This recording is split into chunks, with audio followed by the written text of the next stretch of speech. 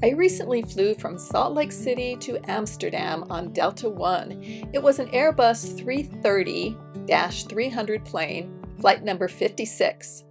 I will give a brief overview of the flight, the airport lounge, and will rate various categories at the end of the video.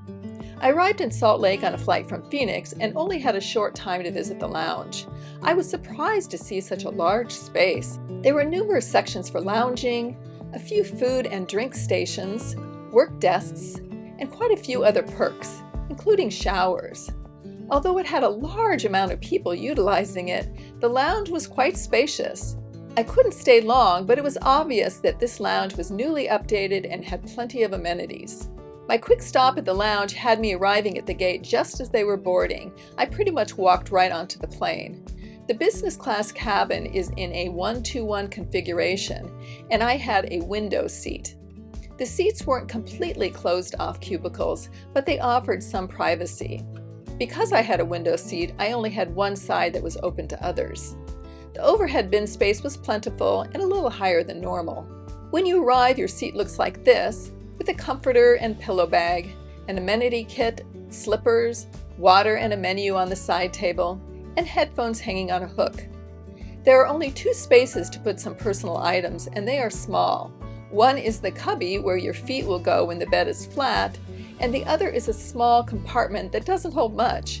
I tried sticking the tips of my shoes in them when I was sleeping, but it didn't work very well. You must remove items from the floor when you recline the seat because it slides over that area. There is an electrical and USB outlet by the headphone jack. The buttons to operate the seat were in front of you and functioned well. The side that faced the aisle was flush when you entered the cabin, but once in your cubicle, you could press on it and an armrest would lift up. The tray table was hidden in the side table, and you had to push a release button to pull it out. It was a little awkward initially, but once you got the hang of it, it functioned well. It was a relatively large table that slid forward and back. The headphones were nice and comfortable. There was remote control in a compartment directly in front of you, but you could also just touch the screen. Neither worked easily. I generally had to push on the screen a few times to get it to respond, and the remote took several steps to change screens. The screen was a decent size, and there were a plethora of entertainment options. The amenity kit came in a handy, reusable zippered pouch and included lotion, lip balm, eye mask, earplugs, pen, toothbrush, toothpaste, and socks. I was happy to see the socks because usually you get either socks or slippers, but in this case they gave us both. Shortly after we were up in the air, they started the food service. I had pre-ordered chicken, which came with potatoes, shrimp, salad, and bread. It was okay, but nothing exceptional. They distributed a menu, but most people had ordered in advance. There was a wine, beverage, beer, and spirits list included. So let's talk about the seat. The foot space narrows into a triangular area. There was ample room for my 5'5" frame. When you lay the seat flat, it does a good job of truly getting flat. The various sections didn't make it lumpy. They gave you a pillow wide enough to cover the expanse of the seat. There was no pad for the bed, but it was cushy enough. The comforter wasn't too thin or too thick, which I appreciated.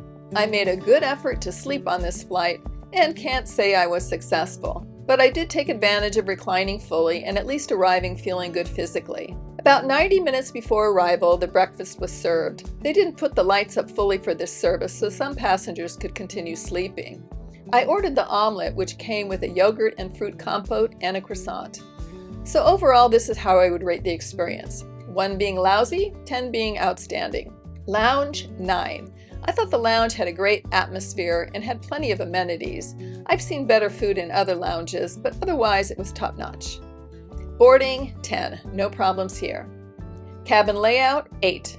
The cabin felt very open with somewhat high ceilings. Everyone in business class had access to the aisles, which was great. There was some privacy, although that could be improved. Amenities, 9. All the amenities were fine. There wasn't necessarily anything special, but they did provide a large pillow and both socks and slippers. Food, 7. I thought the food was somewhat mediocre. However, it was on par with what you traditionally get on a plane. Once you microwave food, it never tastes very good. Seat, 8. The cubby is a little tight, and it would be nice to have a place to store your personal items. I'm waiting for them to design a cubicle where you can have privacy, but a wider bed at the feet. The seat itself was quite comfortable and it was easy to operate. Entertainment, 9. The TV was a little clunky to operate, but the entertainment options were wide and diverse. Web, app, and problem solving, 10. Out of all the airlines I have flown, I appreciate Delta's online and customer service experience. You can easily access the website to make changes or find information. The app will send you notifications and options if you have a flight delay. And they have customer service counters at the airport so you can discuss problems with a human. For the most part, I enjoyed my flight to Amsterdam. My main reason for spending the extra money for a business class seat is to be able to stretch out and arrive refreshed. I had no complaints in this regard. As always, if you have questions or contributions to the discussion, feel free to share in the comments section.